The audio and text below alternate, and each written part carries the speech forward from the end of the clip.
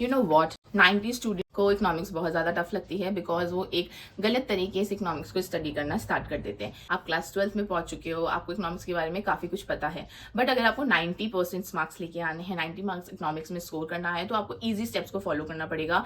तो आज मैं आपके लिए एक गोल्डन रूल लेके आई हूँ जो आपको बहुत ज़्यादा हेल्प करेगा इकोनॉमिक्स को समझने के लिए। तो रूल का नाम है 210 और इसको समझने से पहले हमें कुछ चीज़ों को समझना ज़रूरी है।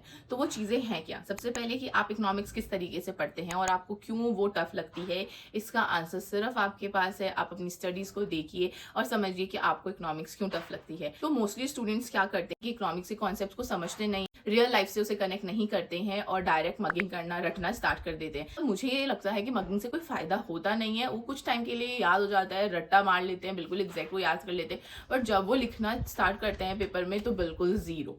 Now let's talk about the golden powerful rule. Simple language में 2 मीन्स 2 आवर्स आपको अपने स्टडी में 2 घंटे देने हैं। आपको सिर्फ एक ही कॉन्सेप्ट को पढ़ना है, आपको पूरी बुक नहीं पढ़नी है, आपको पूरा चैप्टर नहीं पढ़ना है। नो, एक चैप्टर में आपके कॉन्सेप्ट्स दिए होंगे, आपको उस कॉन्सेप्ट को पकड़ना है, ठीक है। 1 का मतलब यहाँ पर है आपका 1 आवर। जो कॉन्सेप्ट को आपने स्टडी किया है, समझा है, रटा नहीं है, समझा है, उसने उस 1 आवर में आपको उसको रिवाइज करना है। देखना है कि आपको क्या चीज़ समझ में आया है और क्या चीज़ समझ में नहीं आया है। 0 मीन्स टेंशन फ्री। कॉन्सेप्ट को जहां आपने स्टार्ट किया था उस दिन पे, डे पे, उसको आपको उसी दिन खत्म करना है। You follow this 210 rule, your automatically आपकी इकोनॉमिक्स ईजी आपको लगने लगेगी। आप डेली प्रैक्टिस करेंगे, डेली उस चीज़ को पढ़ेंगे तो आपको बहुत ईजी तरीके से समझ में आएगा। अब आपको ये 3 मिस्टेक्स नहीं करनी है। पहला, रटना नहीं है, तो रटना बिल्कुल भी नहीं है, कॉन्सेप्ट को समझना है, ठीक है।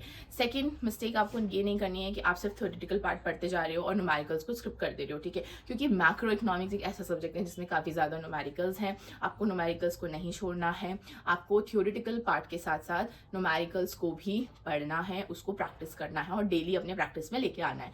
And the third one is your backlog नहीं बनाना है। Always remember, backlog is your biggest enemy. Backlog आपकी बिगेस्ट एनिमी। अगर आप बैकलॉग रखोगे तो वो आपके लिए प्रॉब्लम क्रिएट करेगा और इकोनॉमिक्स आपको टफ लगने लगेगी, ठीक है। The whole point is that कि इकोनॉमिक्स को इस तरीके से पढ़ना है, इस तरीके से रियल लाइफ से कनेक्ट करना है कि आपको इकोनॉमिक्स ईजी लगने लगे, ओके। अगर आपको ये वीडियो अच्छी लग रही है तो प्लीज़ लाइक एंड सब्सक्राइब कर दीजिए। द मेन मोटिव इज कि आपको इकोनॉमिक्स को ईजी वे में मैं पढ़ाने की कोशिश करूंगी। आपको नोट्स प्रोवाइड करवाऊंगी जो बहुत ईजी लैंग्वेज में होंगे, points two points. Thank you so much for watching till then.